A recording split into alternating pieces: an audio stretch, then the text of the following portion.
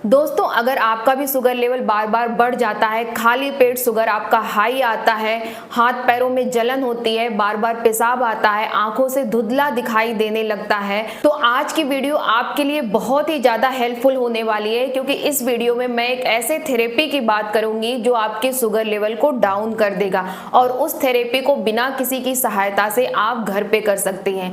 आज अगर हम शादी पार्टी फंक्शन में कहीं भी जाते हैं तो हर दूसरे इंसान को देखते हैं खाने पीने से परहेज करते हुए कि हम चाय नहीं लेंगे और ये डिश नहीं लेंगे क्योंकि हमारा शुगर बढ़ा हुआ है। हम खाने पीने का परहेज करते हैं, लेकिन क्या आपने कभी सोचा है उसके बाद भी जो आपका शुगर है वो ठीक क्यों नहीं हो रहा है? हम डॉक्टर की बताई हुई दवाओं को लेते हैं, जो जो डॉक्टर बोलते हैं परहेज करने के लिए वो सारी चीजें परहेज करते हैं, लेकिन फिर भी जो हमारा शुगर लेवल होता है वो बैलेंस नहीं होता है, वो बढ़ा ही रहता है। कभी आपने सोचा है कि क्या ऐसा रीजन है जिनके कारण ये सारी चीजें हो रही हैं? आप दवाएं और सारी चीजें रेगुलर आप लेते हैं टाइम टू टाइम, लेकिन कभी आपने अपने लाइफ स्टाइल या अपने बॉडी सिस्टम पे वर्क किया है? जब तक आप अपने बॉडी सिस्टम पे वर्क नहीं करेंगे या अपनी लाइफ स्टाइल को नहीं सही करेंगे तब तक आपका शुगर लेवल बढ़ा ही रहेगा।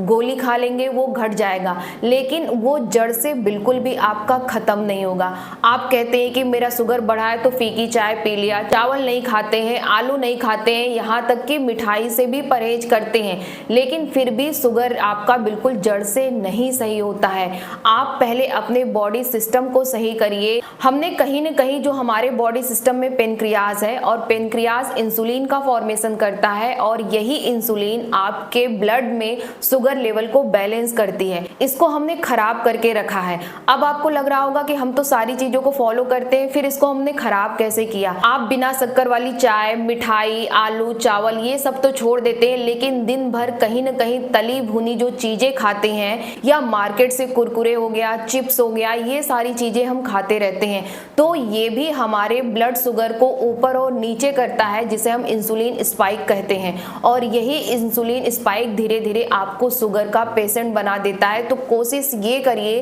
कि आप बाहर के जो पैकेट फूड है वो कम से कम खाइए। तली भुनी हुई चीजों को भी आप अपने लाइफ स्टाइल में कम से कम इन्वॉल्व करिए। अगर आपको खाना भी है तो घर का खाइए, बाहर का तो बिल्कुल भी ना खाइए। तो अगर आप ये सारे चेंजेस अपने लाइफ स्टाइल में करते हैं ना, तो आपका जो शुगर लेवल है वो बैलेंस हो सकता है। और साथ साथ अगर इस थेरेपी को आप करेंगे जो मैं इस वीडियो में आपको आगे बताने वाली हूँ, तो आपके लिए बहुत ही ज्यादा हेल्पफुल होगा। ये थेरेपी आपके बढ़े हुए शुगर लेवल को कम कर देती है। तो चलिए वीडियो को स्टार्ट करते हैं। उससे पहले अगर आप मेरे चैनल पे नए हैं तो चैनल को सब्सक्राइब कर लीजिएगा, बगल में जो बेल आइकन है उसे हिट कर लीजिएगा ताकि मेरी वीडियो का नोटिफिकेशन आप तक पहुंच सके। इस थेरेपी के लिए हमें यहाँ पे करेला लेना है। अगर आप एक बड़ा करेला ले रहे हैं तो एक लीजिएगा, अगर छोटे छोटे हैं या मीडियम साइज के हैं तो आप 2 करेले ले लीजिएगा। उसको बहुत अच्छे से साफ कर लीजिएगा कि उसमें धूल मिट्टी के कण ना हो।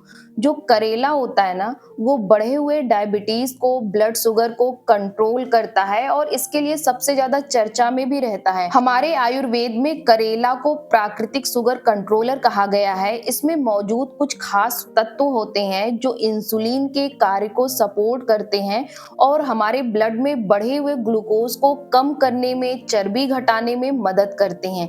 इसमें जो कंपाउंड पाया जाता है, एक कैरेंटीन नाम का कंपाउंड पाया जाता है जो ब्लड ग्लूकोज को कम करने में मदद करता है। करेला के अंदर पॉलीपेप्टाइड पी पाया जाता है जिसको प्लांट इंसुलिन कहते हैं। जिस तरीके से हमारी बॉडी में पेनक्रियाज की जो बीटा सेल है वो इंसुलिन का फॉर्मेशन करती है, उसी तरीके से करेला के अंदर पॉलीपेप्टाइड पी पाया जाता है। ये इंसुलिन की तरह ही काम करता है, वैसा ही प्रभाव दिखाता है, जिससे जो बढ़ा हुआ ब्लड शुगर लेवल है वो कम हो जाता है। इसके अंदर विसिन नाम का भी कंपाउंड पाया जाता है जो शरीर में शुगर के उपयोग को बढ़ा देता है। जब हमारी बॉडी शुगर का यूज करने लगेगी एनर्जी बनाने के लिए, तो जो हमारा ब्लड है उसके अंदर शुगर का जो लेवल होता है वो डाउन हो जाएगा। इसके अंदर फाइबर भी अच्छी क्वांटिटी में पाया जाता है जो शुगर को तेजी से बढ़ने से रोकता है। करेला हमारे पेनक्रियाज को सपोर्ट करके इंसुलिन रेजिस्टेंस को कम करने में काफी ज्यादा मदद करता है। इसके बाद हमें ले लेना है नीम की पत्तियां और पत्तियों को एक बार आप देख लीजिएगा कि पत्तियां अच्छी रहें, क्योंकि बहुत सी पत्तियां क्या होती है उसमें कीड़े लगे होते हैं या फिर उसको पत्तियों को कीड़े खा जाते हैं, तो वो वाली पत्तियों को मत यूज करिएगा। कोशिश ये करिएगा कि जो आप पत्तियां लें वो फ्रेश रहें, उन पत्तियों को कीड़े न खाए हुए हों। तो उनको 2-3 पानी से अच्छे से धुल लीजिएगा, क्योंकि वो बाहर रहते हैं तो उसके पत्तियों के ऊपर जो होता है वो धूल जमा रहता है, तो उसको हटा लीजिएगा धुल के। फिर इन पत्तियों को आप अलग अलग कर लीजिएगा। ये जो नीम होता है ना, इसको हमारे आयुर्वेद में खून की सफाई और ब्लड शुगर कंट्रोल करने वाला पौधा माना गया है। आपने देखा भी होगा कि बहुत से ऐसे लोग होते हैं, खासकर जो बुजुर्ग होते हैं, जिनको नीम की पत्तियों का जो गुण है, जो बेनिफिट है, उनको पता होता है कि ये एक तरह की औषधि है। तो सुबह उठ के उसकी 2-3 पत्तियां तोड़ के अच्छे से धुल के उसको चबा चबा के खाते हैं, क्योंकि उन्हें पता है कि ये हमारी खून की सफाई बहुत अच्छे से करता है। जो हमारे स्किन इन्फेक्शन वगैरह होते हैं उसे भी ये नहीं होने देता है।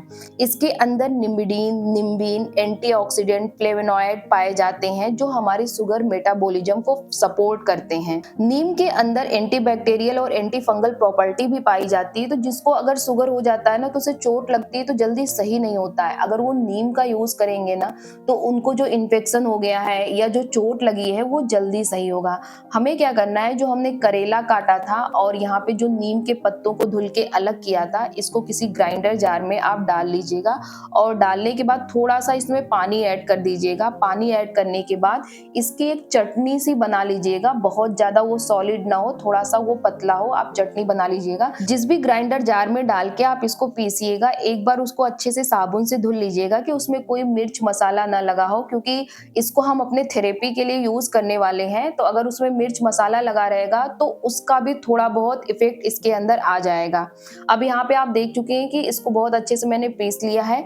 अब हमें क्या करना है, आपके पास अगर कोई टब है या आप बाल्टी का भी यूज कर सकते हैं, उसको आप ले लीजिए और जो ये पीसी हुई चटनी है ना, इसमें थोड़ा सा और पानी ऐड करके इसको पतला कर लीजिएगा। इसके बाद जो भी आप टब या बाल्टी, जो भी चीजें यूज कर रहे हैं, उसमें इसको डाल दीजिएगा। टब, बाल्टी, जो भी चीजें आप ले रहे हैं वो इतना बड़ा रहे, कम से कम आपके दोनों पैर आसानी से उसमें आ जाएं। और इस तरह से अब ये जो हमने चटनी और पानी का जो मिक्सचर बनाया था, इसमें आपको 15 से 20 मिनट तक अपने पैरों को ऊपर नीचे इस तरीके से थेरेपी करना। आप यहाँ पे देख रहे हैं कि मैं पैरों को उठा रही हूँ, फिर नीचे कर रही हूँ, पैरों को उठा रही हूँ, फिर नीचे कर रही हूँ। इस तरह से आपको 15 से 20 मिनट तक ये थेरेपी करना है। इसी पानी का आप एक बार यूज करके शाम को भी दोबारा इसका यूज कर सकते हैं। अगर आपके घर में कोई बुजुर्ग इस थेरेपी को कर रहा है और वो 15-20 मिनट तक खड़ा नहीं हो सकता है, तो आराम से वो चेयर पे बैठ के इस थेरेपी को करे, और लेकिन पैर को लगातार चलाना है, ऊपर नीचे पैरों को करते रहना है। अगर आपको जानकारी अच्छी लगी हो तो वीडियो को लाइक करिएगा और ऐसे ही हेल्थ से रिलेटेड वीडियो को देखने के लिए चैनल को सब्सक्राइब कर लीजिएगा। बगल में जो बेल आइकन है उसे भी हिट कर लीजिएगा, ताकि मेरी वीडियो का नोटिफिकेशन आप तक पहुंच सके।